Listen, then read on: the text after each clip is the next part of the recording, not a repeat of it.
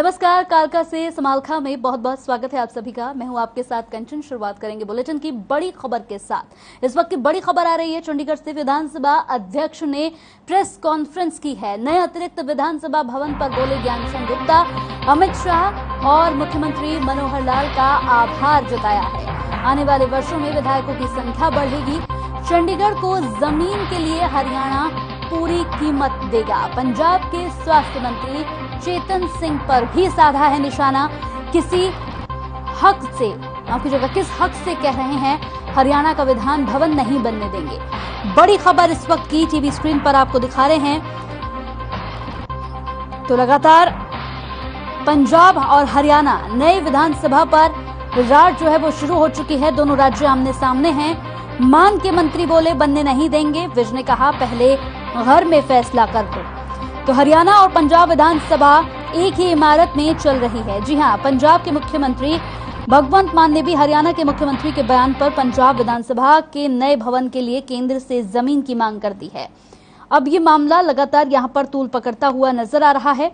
एक बार फिर से बता दें कि अभी पंजाब और हरियाणा के बीच में एसवाइल का जो विवाद है वो सुलझा नहीं है और ऐसे में अब ये नया विवाद यहां पर खड़ा हो गया है।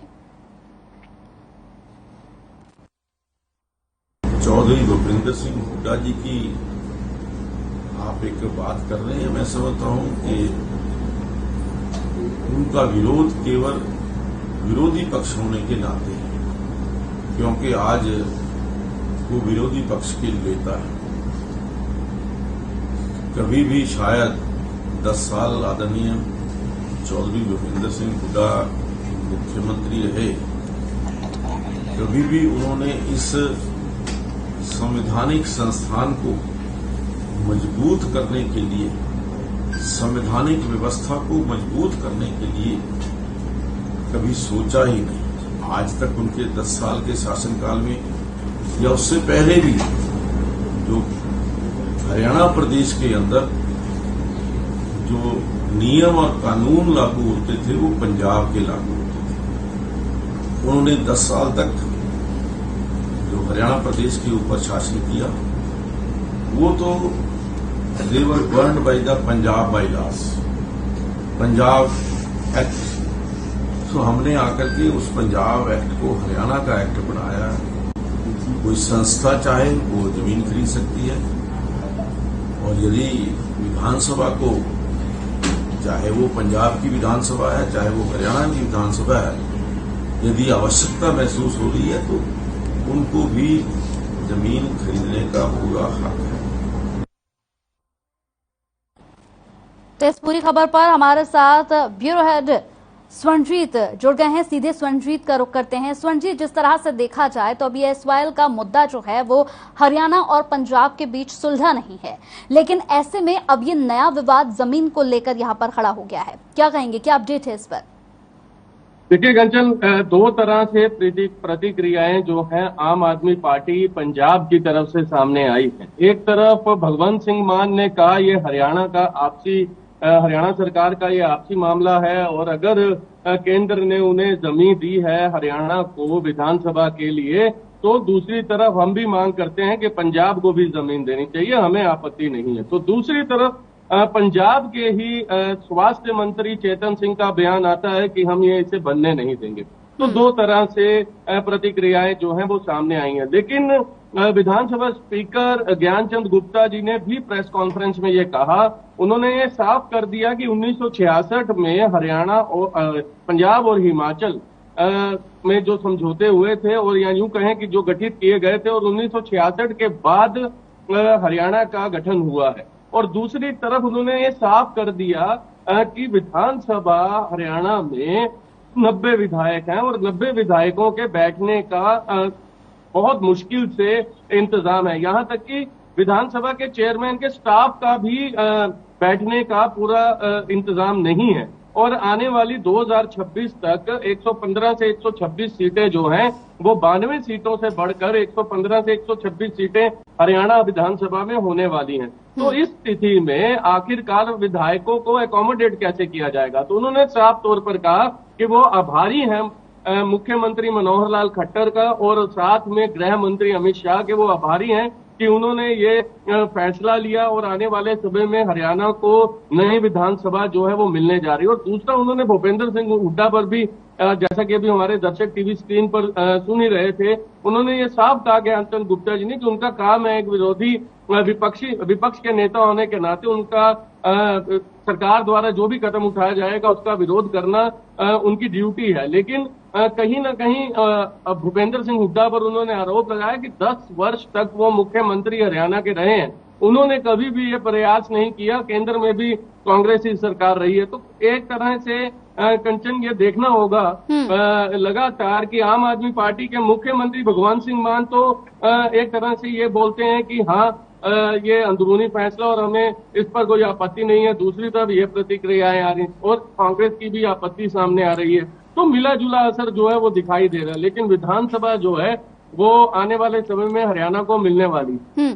साफ तौर पर देखा जाए स्वर्ण जी, जिस तरह से यहाँ पर अगर हम बात करें स्वास्थ्य मंत्री चेतन सिंह की, तो उन्होंने साफ तौर पर कहा है कि मैं विधानसभा जो है वो बनने नहीं दूंगा। लेकिन इस पूरे मुद्दे पर यहाँ पर अगर हम अनिल विज की बात उठाएं, उनका बयान उठाए, तो उन्होंने साफ तौर पर कह दिया है कि देखा जाए तो स्वास्थ्य मंत्री और मुख्यमंत्री के बीच में ही यहाँ आपसी जो है समन्वय है वही नहीं है। दोनों आपस में ही एक दूसरे की बात यहाँ पर नहीं मानते हैं। पहले अपने घर में अपने मामलों को सुलझाएं, उसके बाद यहाँ हरियाणा और पंजाब के मामलों में आए। यहाँ वो तीखी प्रतिक्रिया इस पर भी देते हुए नजर आए। देखिए कंचन, ये बिल्कुल एक तरह से मैं ये कहूंगा कि देखिए 4 महीने होने को आए हैं। पंजाब के स्वास्थ्य मंत्री पर कहीं ना कहीं मैं ये कहूंगा कि पंजाबी में कहावत है कि नजरों से इन्हें बचना चाहिए, क्योंकि पहले डॉक्टर विजय सिंगला स्वास्थ्य मंत्री बनते हैं, उन्हें भ्रष्टाचार के आरोप लगते हैं, भ्रष्टाचार के कारण उन्हें जेल की सलाखों के पीछे जाना पड़ता है और भगवंत सिंह मान स्वयं आते हैं और डॉक्टर विजय सिंगला का नाम जो है वो सार्वजनिक करते हैं। और आज चेतन सिंह जो कि स्वास्थ्य मंत्री हैं, वो भगवंत सिंह मान द्वारा किए गए या यूं कहें उनके द्वारा जो उन्होंने ये ट्वीट किया भगवंत सिंह मान ने, या जो प्रतिक्रिया मीडिया के समक्ष दी अमृतसर में, उन्होंने कहा कि हमें कोई आपत्ति नहीं, और चेतन सिंह ने कह दिया कि हम ये विधानसभा बनने नहीं देंगे। तो बिल्कुल ठीक कह रहे हैं आप। कहीं ना कहीं देखिए अभाव भी है, कहीं ना कहीं कम्युनिकेशन गैप भी हो सकता है, और कहीं ना कहीं खास तौर पर स्वास्थ्य मंत्री और मुख्यमंत्री का जो वो ट्यूनिंग है वो मुझे लगता है अभी बनी नहीं है, खास तौर पर चेतन सिंह के साथ। और देखना होगा आगे चल करके भगवंत सिंह मान या आम आदमी पार्टी की क्या प्रतिक्रियाएं आती। बिल्कुल, अगर देखा जाए यहाँ पर स्वर्णजीत, तो ये कहना गलत नहीं होगा कि अभी एसवाइल का जो मुद्दा है वही शांत नहीं हुआ है दोनों राज्यों के बीच में, चाहे पंजाब की बात करें या हरियाणा के। एसवाइल का मुद्दा ही लगातार बना हुआ है। ऐसे में इस मुद्दे को उठाना कहीं ना कहीं कहेंगे कि आने वाले समय में ये मुद्दा बड़ा भी हो सकता है। बिल्कुल, ये एसवाईएल का मुद्दा तो देखिए हरियाणा पंजाब को लेकर बहुत बड़ा है ही, और उस पर देखिए अब सिद्धू मूसेवाला के कत्ल के बाद उसके बाद गाना भी आया जो कि यूट्यूब से डिलीट कर दिया गया, और अब ये मुद्दा जो है कहीं ना कहीं गर्माता जा रहा है विधानसभा को लेकर।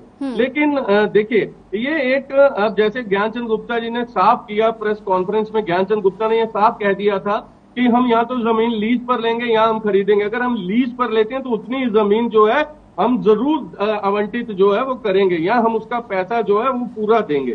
तो कहीं ना कहीं देखिए ये एक तरह से राजनीति चमकाने की बात हो सकती है, क्योंकि इस समय विधानसभा चाहे हरियाणा की बात कर लें चाहे पंजाब की बात करें बहुत ज्यादा कंजेस्टेड है। यहाँ तक कि मीडिया का जो गलियारा है वहां पर प्रेस पत्रकारों के भी पूर्ण रूप से बैठने की मैं कहूंगा कि जगह नहीं है पूर्ण रूप से। तो कहीं ना कहीं देखिए कंचन जरूर आवश्यकता है, चाहे वो हरियाणा विधानसभा हो चाहे पंजाब विधानसभा हो। और जिस प्रकार से ज्ञानचंद गुप्ता ने यह कहा कि 2026 तक 92 सीटों से बढ़कर 115 से 126 सीटें हो जाएंगी, और ऐसे ही कयास लगाए जा रहे हैं कि 2027 तक पंजाब विधानसभा सीटें बढ़कर लगभग ये भी आंकड़ा जो है 130 तक जा सकता है या 125 तक जा सकता है। तो ये इस सभी स्थिति में विधानसभा चाहे वो पंजाब हो चाहे हरियाणा हो, इसमें बननी जरूरी। और साथ ही ज्ञानचंद गुप्ता ने यह भी कहा कि हम हरियाणा जो विधानसभा है, नई विधानसभा बनने के बाद हम इसे हेरिटेज के रूप में, इसे एक संग्रहालय के तौर में या इस करे निशानी के तौर में हरियाणा की इसे इस्तेमाल करेंगे, ताकि आने वाली पीढ़ियां इसे याद कर पाए और साथ ही उन्हें कहीं ना कहीं मोटिवेशन मिल पाए और वो आगे राजनीति में सक्रिय हो पाए। चलिए, बहुत बहुत शुक्रिया हमारे साथ जुड़ने के लिए स्वर्णजीत, आपका तमाम अपडेट देने के लिए बेहद शुक्रिया आपका। तो लगातार जिस तरीके से यहाँ पर अगर हम आगे खबरों में बात करें तो हरियाणा विधानसभा के लिए चंडीगढ़ में जमीन देने की घोषणा के बाद से ही पंजाब हरियाणा में यहाँ पर युद्ध शुरू हो चुका है, जहां प्रदेश के मुख्यमंत्री मनोहर लाल और मंत्रियों ने इस घोषणा का स्वागत किया है और वहीं पंजाब के मंत्रियों ने इसका विरोध करते हुए पंजाब विधानसभा के लिए भी चंडीगढ़ में जमीन दिए जाने की मांग कर दी है। इस पर प्रदेश के शिक्षा मंत्री कंवरपाल गुर्जर का कहना है कि हरियाणा को तो विधानसभा के लिए जमीन की जरूरत है क्योंकि विधानसभा में जगह कम है, इसलिए इसकी मांग की गई है, लेकिन पंजाब की ओर से विधानसभा के लिए जमीन देने की मांग करने का कोई भी औचित्य नहीं समझ आता। वहीं उन्होंने कुलदीप बिश्नोई की ओर से बीजेपी के वरिष्ठ नेताओं से मुलाकात पर कहा कि बीजेपी अब दुनिया की सबसे बड़ी पार्टी है, वो अगर बीजेपी ज्वाइन करना चाहते हैं तो उनका स्वागत है।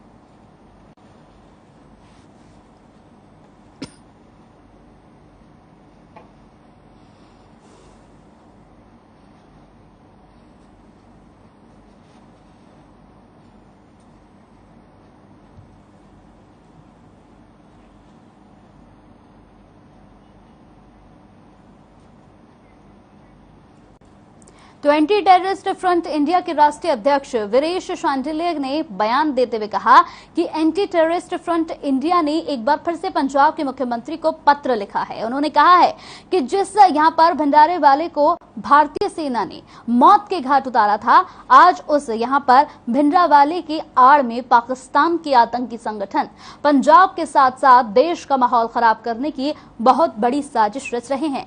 उन्होंने कहा कि पंजाब सरकार को, पुलिस को यहां फ्री हैंड देना पड़ेगा। पंजाब में जगह जगह खालिस्तान के नारे लगाए जा रहे हैं, अगर ये मूवमेंट बंद ना हुआ तो आतंकवाद फिर से फैलेगा।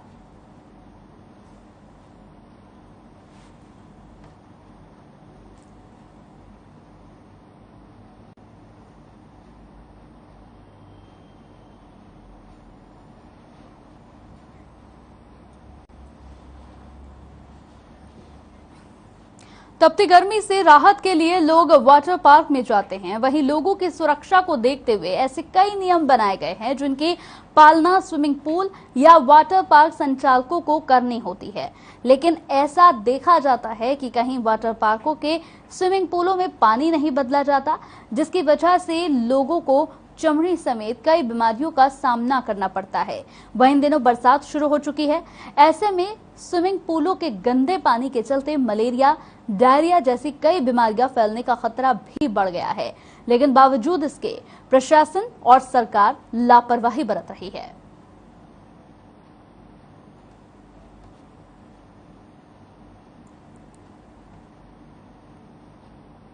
तो लगातार वाटर पार्क में पानी को नहीं बदला जा रहा है। पार्क और स्विमिंग पूलों में जाने वाले लोगों ने खुद बताया है कि किसी भी तरह के नियमों का ध्यान वाटर पार्क में नहीं रखा जाता। वाटर पार्क से आने के बाद उनके परिवार के सदस्यों को चमड़ी रोग हो चुके हैं। ऐसे में लोगों ने सरकार से वाटर पार्कों पर सख्ती बरतने की अपील की है, क्योंकि पानी नहीं बदला जाता और चूंकि बरसात शुरू हो चुकी है, बरसात का मौसम है, ऐसे में बारिश भी लगातार हो रही है। पानी ना बदले जाने की वजह से चमड़ी रोग जो है वो लोगों को हो रहा है। वाटर पार्क में सख्ती बढ़ती जाए, लोग खुद इसके लिए अपील कर रहे हैं। और साथ ही जो लोग वाटर पार्क जा रहे हैं या जो जाने की तैयारी कर रहे हैं, वो लोग भी थोड़ा सा सतर्कता जरूर बरतें।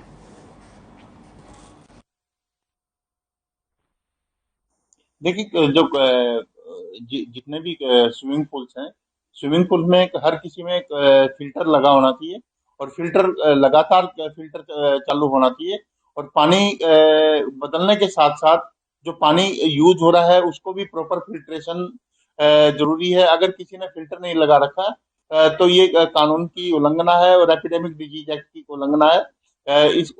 अगर ऐसे वाटर पार्क हमारे संज्ञान में आएंगे जिन्होंने फिल्टर नहीं लगा रखे और टाइम टू टाइम पानी चेंज नहीं करते जो, तो उनके खिलाफ हम कार्रवाई करेंगे। छोटे बच्चे वाटर पार्क में जाने की जिद करते हैं, जिद करके माँ बाप को लेके जाना पड़ता है, हम पेरेंट्स को।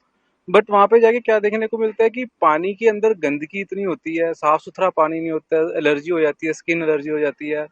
तो टाइम टू टाइम चेंज करना या आर टू आर चेंज करना जरूरी बनता है कि पब्लिक बहुत ज्यादा है। तो इसलिए मैं तो ये है कि जो जितने वाटर पार्क हैं उसका समय से समय पानी चेंज करते रहना चाहिए और साफ सफाई की ओर ध्यान देना चाहिए, जो कि नहीं होता। कुरुक्षेत्र में छोटे बाजार में उस वक्त अफरा तफरी मच गई जब कपड़े की दुकान में आग लग गई। बताया जा रहा है कि आग की चपेट में आने से दुकानों में रखा लाखों रुपए का सामान जलकर राख हो गया। वहीं पुलिस की कार्रवाई में सीसीटीवी के जरिए पता लगा कि दो लोगों ने जानबूझकर आग लगाई थी। पुलिस ने सीसीटीवी के आधार पर 2 लोगों के खिलाफ यहां मुकदमा दर्ज कर लिया है। मौके पर पहुंचे थानेसर के विधायक सुभाष सुधा ने कहा कि इस तरीके की कोई भी हरकत बर्दाश्त नहीं की जाएगी।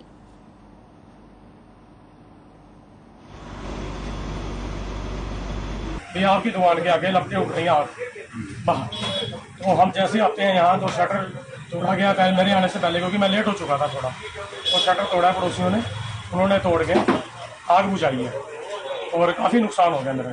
फायर ब्रिगेड वगैरह आई थी? फायर ब्रिगेड नहीं आई जी, उन्होंने मौके पे इन्होंने आग को काबू पा लिया था पड़ोसियों ने। तो नुकसान लगा हुआ है। नुकसान कितना एक हुआ वैसे? नुकसान लगभग 1.5-2 लाख के आसपास है। अभी देखते हैं, अभी जो आइडिया हुआ है, बाकी अभी देखते हैं। जैसा लगभग आइडिया जो है 1.5 और 2 के बीच में। तो कोई पता चला कौन लोग थे? चेहरे को सीसीटीवी फुटेज में देखने में तो ये आया, अभी 2 लड़के आए हैं। FIR दर्ज हुई इसके बारे में। छोटे बाजार में कपड़े की दुकान थी, उसमें 2 लड़कों ने आग लगा दी, पेट्रोल डाल के जो भी कोई केमिकल लेके आए हैं। उसके संबंध में हमने FIR दर्ज कर दी है और अब कैमरा वगैरह के उसकी मदद से जल्दी से जल्दी ट्रेस किया जाए। तो कैथल में दिल दहला देने वाला मामला सामने आया है, जहां चरित्र पर शक के चलते एक प्रवासी मजदूर ने चाकू से गोदकर पत्नी को मौत के घाट उतार दिया और घटना को अंजाम देकर आरोपी पति मौके से फरार हो गया। सूचना पर पहुंची पुलिस ने मृतका का शव बरामद कर पोस्टमार्टम के लिए भेज दिया है। वहीं बेटी की शिकायत पर मुकदमा दर्ज कर पुलिस ने आरोपी की तलाश भी शुरू कर दी है।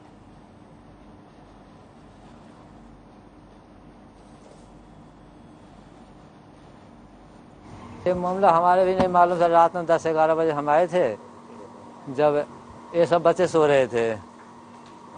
सोने के बाद क्या किया, रात में वो बाथरूम करने निकले थे, बस इनके पापा ने बच्चे का कुंदा लगा दिया घर में।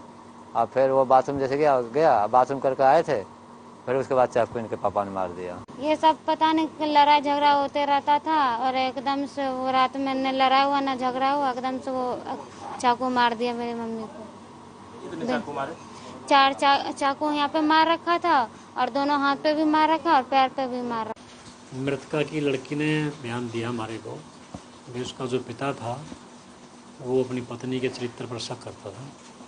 उसी रंजिश को लेकर के उसने कल चोट मार दी उसको। उन्हीं चोटों के कारण जो है हॉस्पिटल में डेड हो गई। तो वहीं करनाल नेशनल हाईवे तारावड़ी रंबा मोड़ पर उस वक्त दर्दनाक हादसा हो गया जब तेज रफ्तार बोलेरो ने बाइक सवार को टक्कर मार दी। इस हादसे में पुलिस कर्मचारी की दर्दनाक मौत हो गई। फिलहाल पुलिस ने मृतक के शव को कब्जे में लेकर मामला दर्ज कर जांच पड़ताल शुरू कर दी है। वहीं घटना को अंजाम देने वाले बोलेरो चालक मौके से फरार हो चुका है।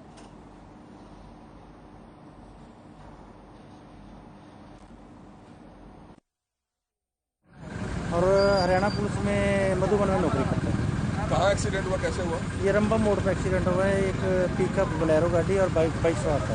ये मोटरसाइकिल पर था? मोटरसाइकिल पर था। तो अब क्या कार्रवाई की जाएगी? अभी मुकदमा दर्ज करके 174 CRPC की कार्रवाई की जाएगी। ड्राइवर भाग गया? ड्राइवर भाग गया, गाड़ी मौका पर।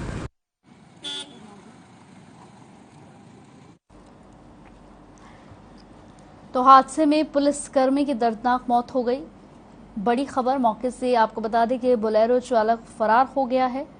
टक्कर मारने के बाद बोलेरो चालक मौके से फरार हो गया। बोलेरो और बाइक की ये भिड़ंत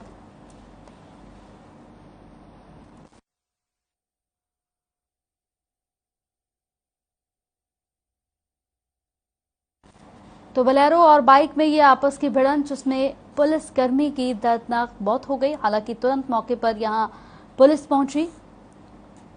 मौके से आपको बता दें कि आरोपी जो कार चालक वो फरार हो गया अपनी गाड़ी लेकर। तो बोलेरो और बाइक के बीच ये जोरदार भिड़ंत जिसमें पुलिसकर्मी की मौत हो गई। दर्दनाक मौत जिसके बाद परिजनों का रो रो कर बुरा हाल है। परिजनों ने गुहार लगाई है कि जिसने ये टक्कर मारी है उसे ढूंढा जाए। हालांकि पुलिस अपनी ओर से कार्रवाई यहां पर शुरू कर चुकी है। तो वहीं गुरुग्राम के यहां पर आपको बता दें कि सीएम फ्लाइंग और एक्साइज विभाग की संयुक्त टीम ने अवैध यहां पर अहाता में शराब के सेवन करने वालों पर रेड की है। सीएम फ्लाइंग टीम को गुप्त सूत्रों से यहां सूचना मिली थी कि जिले के सेक्टर 39 में यूनिटेक बिल्डिंग के पास शराब ठेका मालिक बिना एक्साइज विभाग की अनुमति और बिना फीस भरे यहां पर आहत चला रहा है, जिस पर संज्ञान लेते हुए सीएम फ्लाइंग टीम ने अपना बताते चले यहां पर ढाबा और अपना अड्डा ढापा खोपचा की आड़ में चला रहे आहतों पर कार्रवाई कर दी।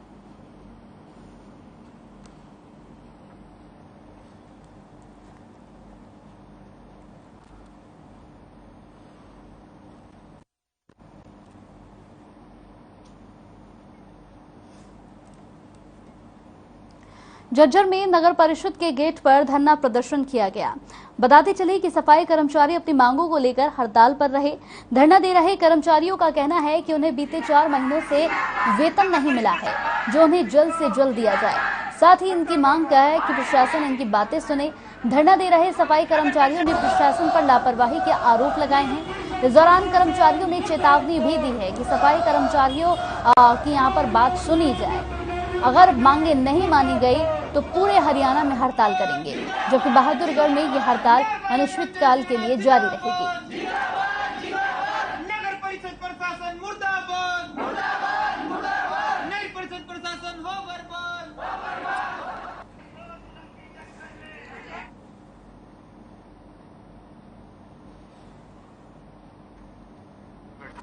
आज हमारी हड़ताल करने का कारण ये है कि हमारा 2017 में समान काम वेतन सरकार ने लागू किया था, उसका वो लागू तो कर दिया, पर सरकार हमारे अधिकारी हमारा एरियल नहीं दे रहे।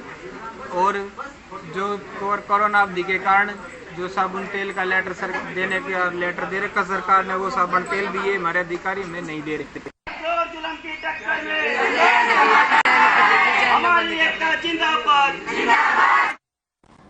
झज्जर में भी विश्व पखवाड़ा जनसंख्या दिवस मनाया गया। जनसंख्या दिवस के मौके पर लोगों को जनसंख्या बढ़ाने से होने वाले नुकसान के बारे में बताया गया। साथ ही लोगों को जनसंख्या नियंत्रण के बारे में जागरूक भी किया गया।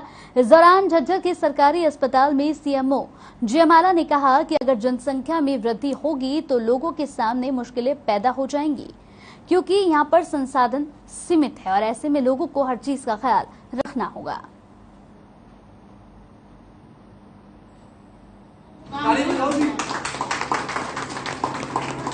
हमारे जो सोर्सेज हैं, जल है, पानी है, फूड है, ये हमारे लिमिटेड सोर्सेज हैं, तो इन पर बड़ा इफेक्ट आने वाला है। इसी चीज़ को देखते हुए हम हर साल जनसंख्या दिवस मनाते हैं, ताकि हम आम जनता को, लोगों को जागरूक कर सकें।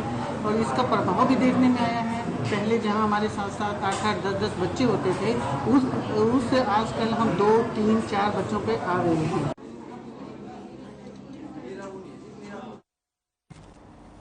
चलिए इसी के साथ इस बुलेटिन में मेरे साथ इतना ही। नमस्कार।